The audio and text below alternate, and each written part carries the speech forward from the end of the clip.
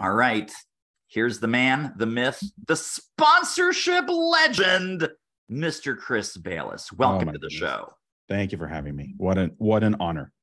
I'm a little intimidated being as you should be. You should. It's scary to be here on the Selling Show.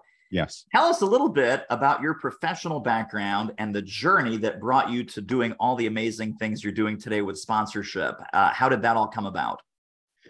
Well, it all goes back to university when I studied history. And when I got to university, I therefore had precisely zero marketable skills. And so I started to work in sales, which is not to say that one must not be skilled to work in sales, but I think that just about anyone who's willing to work in sales can probably find that entry-level job. And I rolled the dice. I talked my way into a sponsorship sales gig, and the rest is history. And so I spent maybe a decade or so selling sponsorship for big events, festivals, nonprofits, and so on. And this was as an employee or as a consultant? Correct. Yeah, this is as an employee. Okay. And then this wonderful human named Mena took me under her wing and taught me how to be a consultant. And I did that for about 5 years, kind of part-time on the side as an associate. And then it struck me that the sponsorship industry was terrible.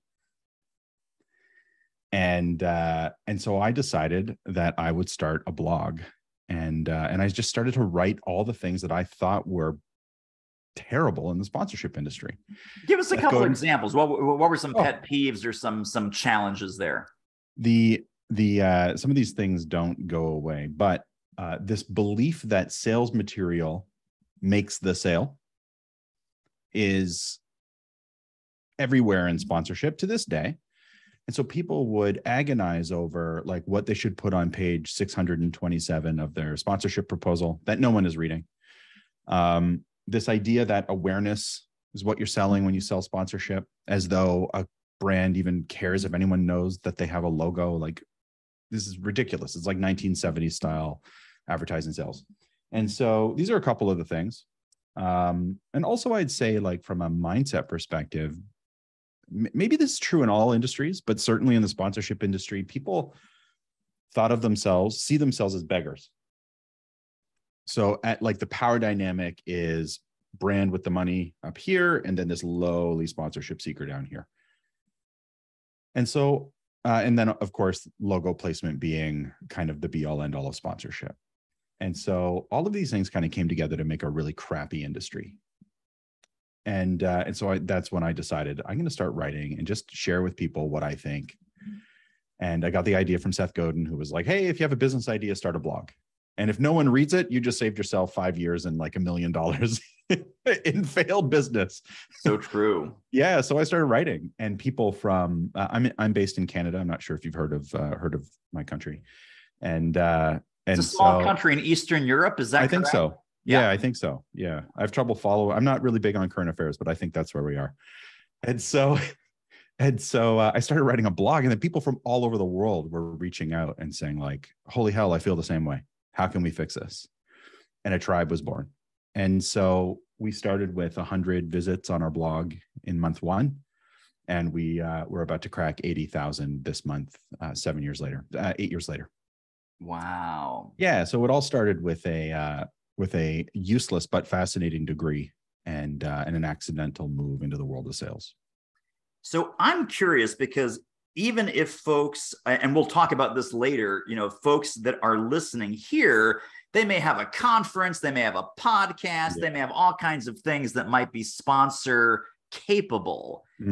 I want to take us back to being the consumer, because we see sponsored stuff all the time. Yes. Whether you're watching professional sports, whether you walk into a museum, whether you walk into a theater, there are sponsors everywhere. And when you said, hey, it's a logo train, when's the last time that you took any action? Let's say you're going to a theater production And, you open up and we have our gold sponsor, our platinum sponsor, our front stage sponsor, our backstage sponsor. We have our dressing room sponsor. When's the last time you took any action based on seeing a logo on a plaque, on a wall, or in a program book? Well, I'll answer your question with a stat, which is something like, what is it, like 1/3 of 1% of people respond to this sort of advertising, whether you call it sponsorship or call it a billboard. So almost no one. Like, I can't remember the last time I was driving down the street and saw a billboard with a Baconator on it, and I immediately veered off the highway and went and got myself a Baconator. Never happened. Yeah. And so, but what's interesting is your question, David, which is, we see sponsorship all the time. When was the last time it affected you? And what's interesting to me is the things you're seeing actually aren't sponsorship. The real sponsorship, you're not really even sure it's happening. The real sponsorship is the amazing experience you had at that conference. It's the amazing, like, coffee tasting seminar you went to for a brain break between sessions at the not the crappy coffee sponsor with a sign and you all network and try to avoid the salesperson in the room.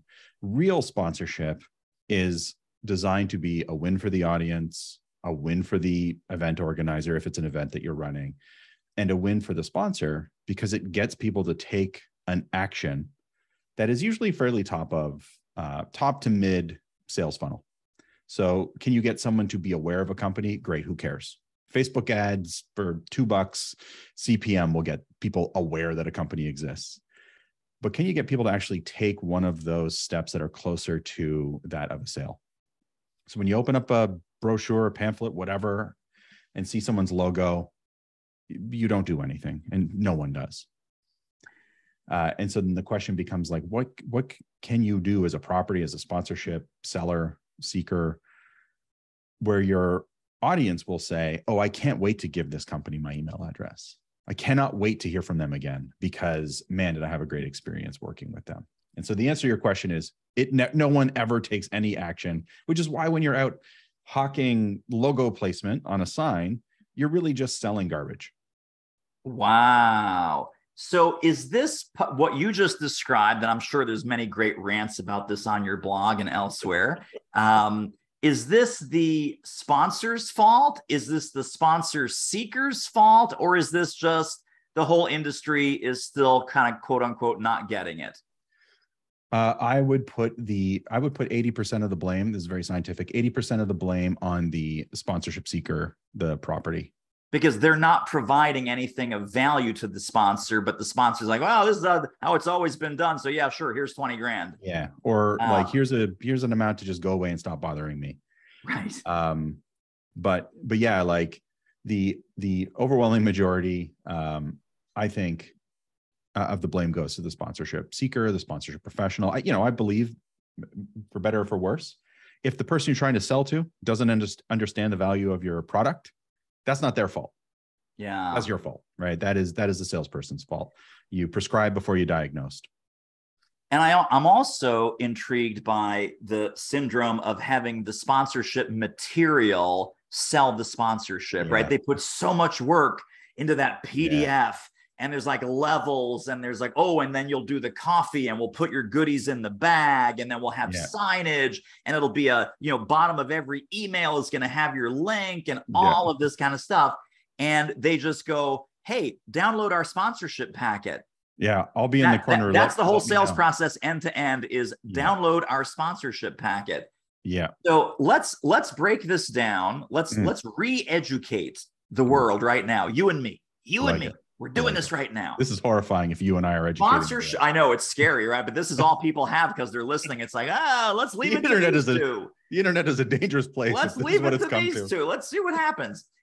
If you were to reinvent the sponsorship model, which I know you do with your clients so brilliantly, what are some of the foundational shifts and changes, the way they need to think about sponsorship differently and the way they should execute sponsorship differently? Ooh, man, what a great question. So in my estimation, in my opinion, sponsorship is nothing but audience and access to audience. that and nothing more. And so if one must create so-called sales material, this material should be nothing but a deep dive into your audience. And so we talk about how our clients need to gather what we call macro audience data, or the vanity metrics, like this many followers, this many social media peeps, this many people on our website, this many attendees. And then we push them to really get deep into identifying 3 avatars and getting clear on the brands that those avatars purchase, the psychographics, the demographics, all the stuff, and to present that to a potential sponsor. That and no sales material, no gold, silver, bronze, no grids, dear God, no grids, no levels, to present this and ask a question of the sponsor. Is this your audience? And if the answer is yes, then you engage in good old-fashioned B2B sales discovery. Oh, this is your audience. Amazing. What are you trying to get them to do? What are you trying to get them to think? What are you trying to get them to believe? What action do you want them to take? How will you know if you've impacted them in the way that you want to impact them? And so the sponsorship model, we do a great job at complicating really simple things as humans, as business people. And so ultimately, knowing who your audience is and asking good, open-ended questions of your prospect is necessary and sufficient for good sponsorship. There's nothing really more needed than that. The biggest sponsorship deals that I've closed, multi-million, no sponsorship package, no grids, none of that crap. Just it all started with a conversation, and then it led to a presentation, and it led to a sponsorship deck, but not from us, from the sponsor telling us what they wanted to do with us after we could prove that we had the audience. So to turn the model, to redo the model completely, just go talk to people, be yourself, ask good sales questions, what we would call sales questions, but don't sell, don't be cheesy and gross. Just go and have a good conversation with someone about your audience and how you can help them connect with your audience. That is so profound. And I think there's this, when people, not sponsorship professionals, but when people, average people, I have a conference, I have a festival, it's my first time seeking a sponsor. They look at this like it's extremely sterile, transactional.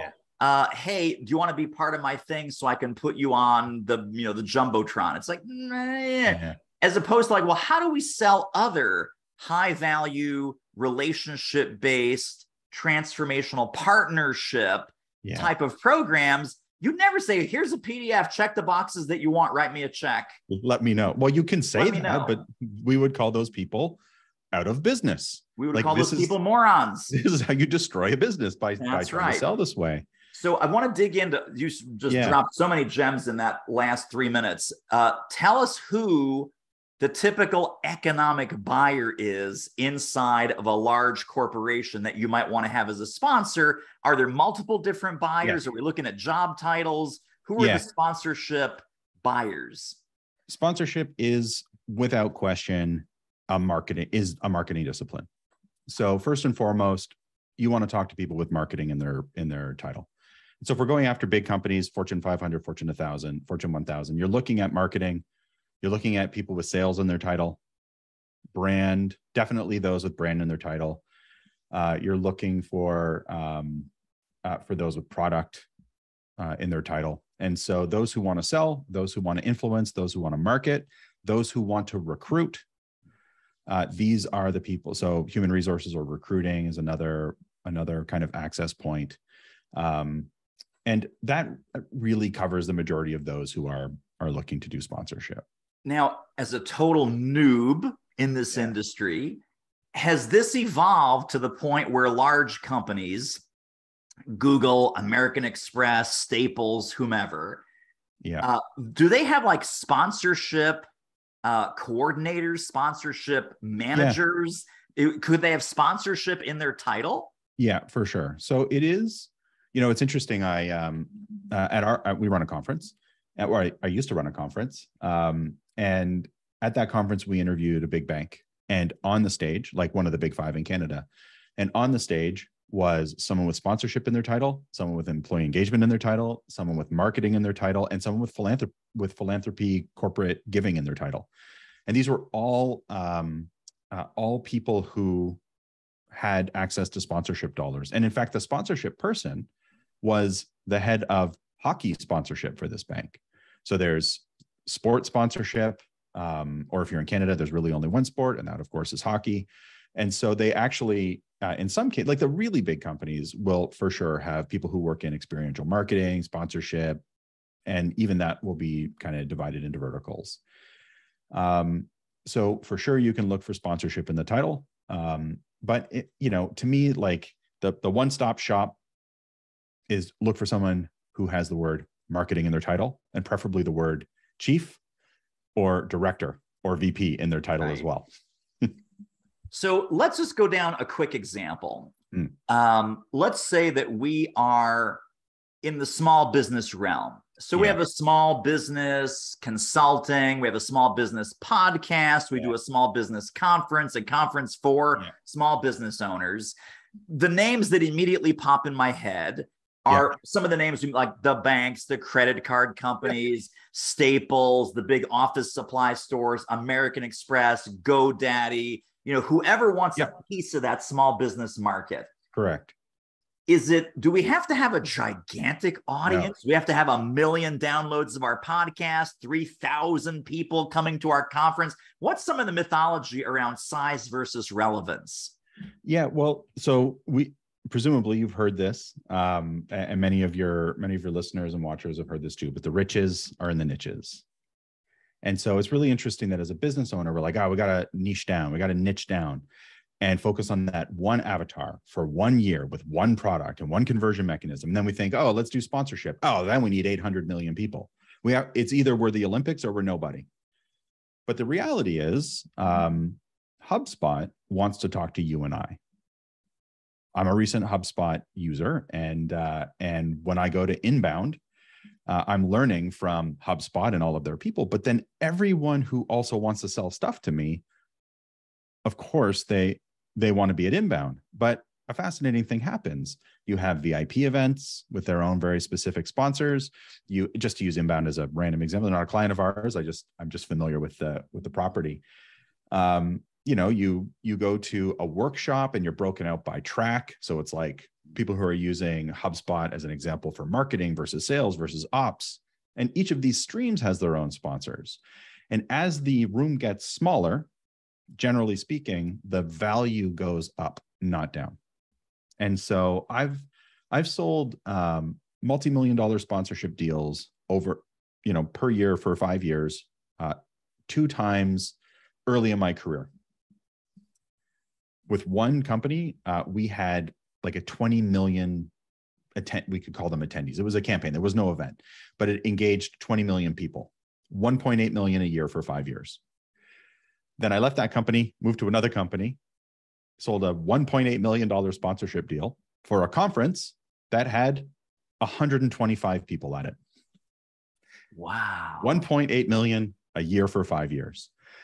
Both campaigns were worth the same. One was a very, very niche B2B audience. The other was moms.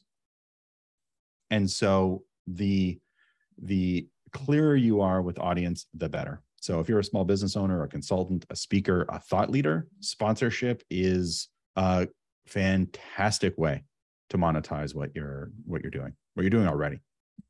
So you and I are in this expert universe together, conferences, podcasts, summits, things like this. I'm fascinated by the 1.8 million to get in front of 120 human beings. What's the DNA of that kind of deal where that small of a group is so valuable to a sponsor, or why is that small group so valuable to that sponsor? Yeah.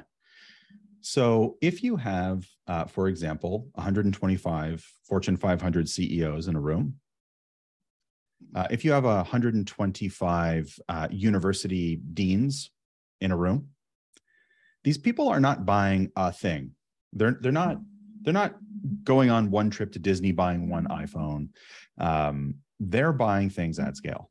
And the things they're buying at scale are insurance, legal fees, graphic designers, websites, hosting, security systems, Iron Mountain. The things they buy are very, very expensive. And they typically have a pretty high stick rate. This is the wonderful world of B2B sales, right? It's really hard once someone makes their decision to convince them to go elsewhere, unless they have like a requirement to go back out to tender every X years. But even then, you're doing all right. So having those who are decision makers, who have teams, who have business budgets of any size. They don't have to be CEOs of Fortune 500 companies. Yeah. You and I bet you we could compare battle stories about how much money we spent on like our top 5 line items. And it wouldn't be a couple $100. We should say. Right. And so, yeah, so the difference is the transaction size that they'll go on to engage in, and the fact that we're talking business to business. So B2B, super high value, super high value. Fascinating. I heard once, and this is just, again, as a total layperson, I heard once that the risk that some sponsorship seekers run is they put deals together that are too small, and that the sponsor looks at that and goes, no, that's not serious. That's too small. So if it's less than a couple $100,000, we're not going to bother with that. It's not worth the staff time to evaluate something. Can you give us $25,000? Like, no, go away, kid. Yeah. Can you give us $250,000? Oh, now we'll talk to you. We might not give you the money, but now we're at least interested in what you have to say. Is that true that sometimes the risk is going too small or playing too small? Yes, small isn't. There's this idea that a small number is easier to ask for, which is true. Therefore, it's easier to say yes to, which is false. And so you run into 2 problems when you ask for a low amount of money. One, it means necessarily that you're talking to smaller businesses. And so you're asking them for 5,000. To you, that's nothing. To the small business, that's their entire radio budget for the quarter if they're doing radio ads, or the month. So you've just asked them for 100% of their current marketing budget. So they're going to evaluate that like it's a $500,000 investment. Then if you're reaching out to a Fortune 500 company, or even just, we know plenty of business owners who aren't even close to Fortune 500, but they're doing millions and millions. And so you approach them and say, hey, have I got an option? Have I got an idea for you? $2,000. Already I've stopped listening. It's like $2,000. That's like my daily experimenting budget for ads. Like, what? It couldn't possibly have the impact. And so it's important that people ask what they're worth, and they build sponsorship campaigns that are worth what they're asking for.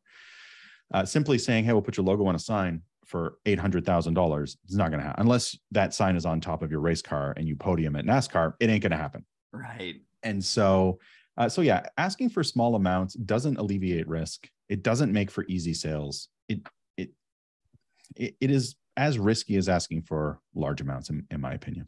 Yes, for sure. When I want to go back to this whole experiential thing, because when you said a really cool experience, I'm thinking back to, there was a conference called the 99% Conference.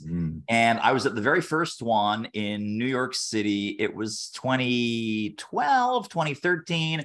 It was at the New York Times Center. It was a Times Center, which is a beautiful conference space. And I remember Cafe Bustelo, which is the coffee company. They had an espresso tasting. Beautiful. And they had different brews and different blends and different styles. People were going nuts over this espresso bar. And they had an amazing team there that was interacting with people, answering questions. Some people had never really gotten into espresso. Some people were coffee aficionados and freaks, and they were loving it. And then I'm thinking, wow, that was a lot of work, but it's now 8 years later. And I still remember Cafe Bustelo. I buy Cafe Bustelo also sometimes just for fun. And I remember that experience. And it was 8 years ago. And I've been to a lot of conferences. I've seen a lot of logos. And you've had a lot of coffee at those conferences. I drank a lot of coffee. Exactly. Talk about some of the cool experience-driven sponsorship things that your clients have done? Because I'm sure that would be some fascinating, quick case studies. Yeah, well, so it's really interesting to me. We get the question a lot, in particular from our clients, like, oh, I got to have an original activation.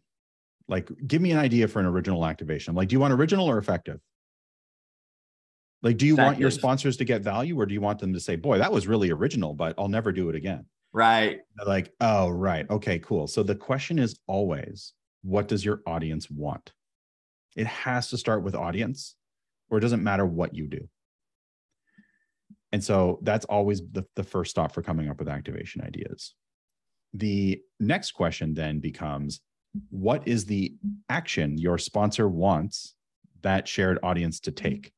Because if you can't incentivize that action, it doesn't matter how good the espresso is. Sure. So interesting is in the eye of the beholder.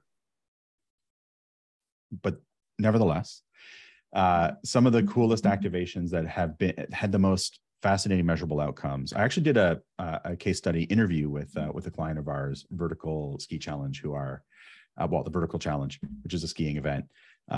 They're amazing, and so they had this partnership, and it was with like an organic dairy producer. They had organic cows, and Stonyfield, I think is what they're called. They're northeastern U.S. Yeah.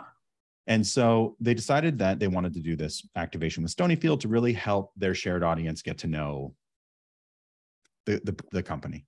And so, of course, they did the typical sampling, like really good quality, high quality dairy products and things to refresh for kids and parents alike. But they had this giant inflatable cow mascot, and they didn't know what to call it. And so what better, like, cool, family-friendly activity than to have a name the cow contest. And so they set up this cow at the beginning of all of the ski runs. And for some reason, maybe it was a slow news year. I don't know. Maybe this is like big news in the area. It picked up all this local media, and it turned out to get thousands upon thousands upon thousands of impressions, tons of social media, and it turned into this like amazing experience for the people who were involved in the Vertical Challenge. Stonyfield got tons and tons and tons of access to their target audience, and Vertical Challenge got a massive media footprint that they could then put in their own business case as an example of as a case study. And so, is that like an amazing, like out of this world activation? No, but to the families that got to participate in this and have this experience and come together as family in a way that was meaningful to them, they loved it. We had a client who did something really simple, like they gave away free oil changes to everyone who attended their event. Like, again, is this over the top, amazing, exciting? No. But after a number of years, the company decided to end the campaign. They got like a new chief marketing officer, and they're like, this is stupid. We don't want to do this. So they ended it. Their switchboard was flooded with calls from people saying, like, how could you possibly take this away? Like, we've been doing it for you. The consumer stood up and said, you have to sponsor this property. And so they brought it back. And so, like, these to me are fascinating because they're not out of this world, yet the audiences love them. But for the cool out of the world stuff, you get out of this world stuff, you get like TEDx doing like the ball pit where everyone gets to hang out and have like think their brilliant thoughts and playing the balls like they're kids in the ball pit, like they're children. We saw an activation where as a client of ours, it was a pet like grooming property. And so they did this, one was kind of disgusting and one was hilarious. They did this social media campaign where it's like, after you pet your dog, build a dog out of the hair. Nice. And then people voted on social media for the best kind of disgusting hair pile. And then they did dog nose print artwork on windows, in our windows. And again, took pictures and shared these pictures on social media. And then I could probably win some of those, the dog schnoz and the hair. You have to have sculptures. A dog to enter, though. That's the totally. So I love what you're saying, because this is about goes back to what you said about, hey, talk to the sponsor and say, what do you want? Well, we want traffic in the stores. Okay, so how about a free oil change coupon? That will get people into the stores. If I'm a SaaS company, I might want a whole bunch of free trials. So let's give everyone a free trial. Sometimes, now, what's the overlap? Let's say it's a conference specifically, conference or podcast or some thought leadership type event. Will a sponsor want to send a speaker? Will a sponsor want to be a guest on your podcast and then give away? So how do we start thinking creatively about engaging the sponsor? Gold. These are this is such a fascinating thing to me, where I see conference organizers in particular, notorious for this. They're like, oh, we need speakers and we need sponsors. So we'll go on a speaker search and we'll go on a sponsor search. And when we say, well, why don't you just do both together? Oh, well, we couldn't possibly have a paid sponsor stand on stage. I see. So only people who have paid you nothing get premium access to your audience. And we trust that they won't pitch and they'll be, because they have nothing, they have no skin in the game. They're just showing up and speaking.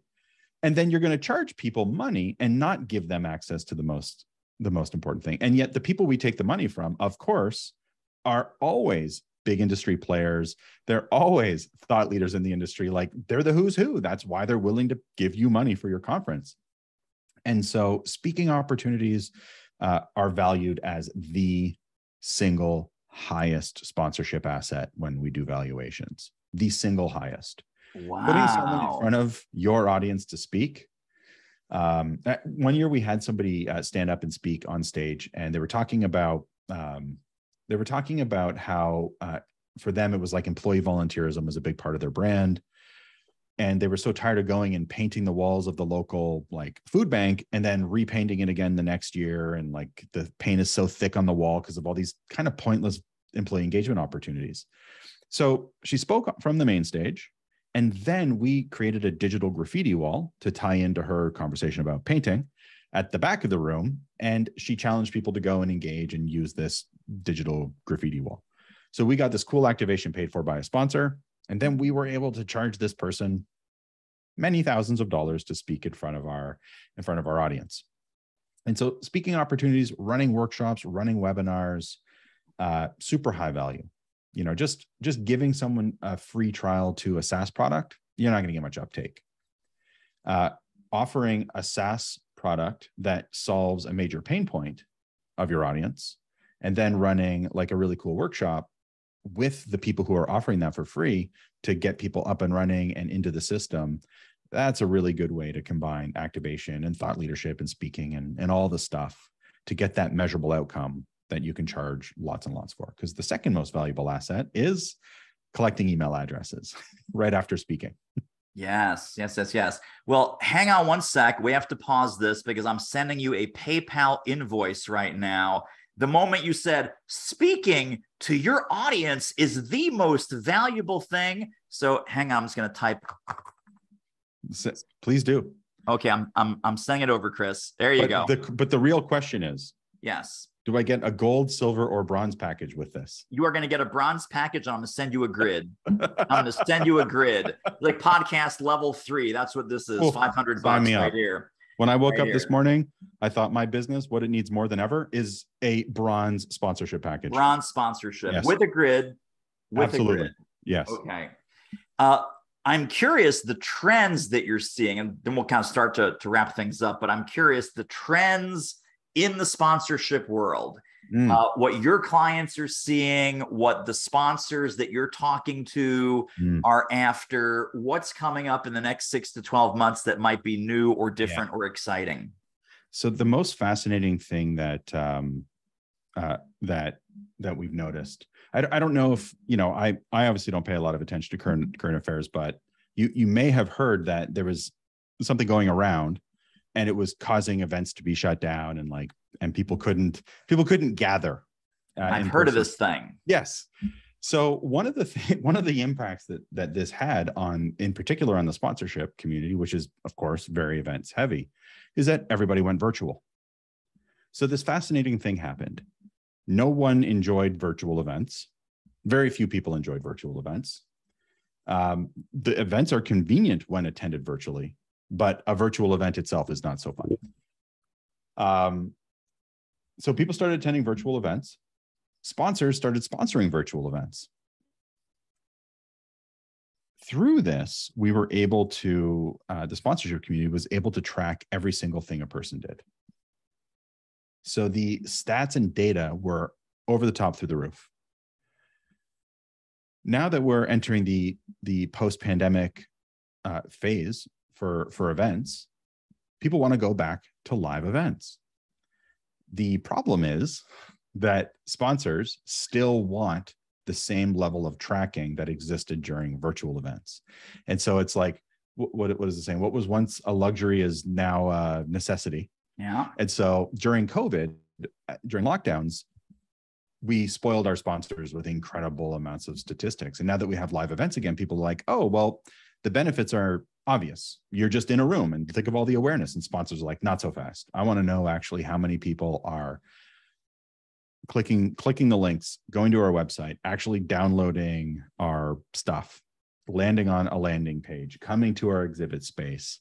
We want to measure whether or not a speaking gig influenced the thoughts and behaviors of the people who are at this event, if it's a live event.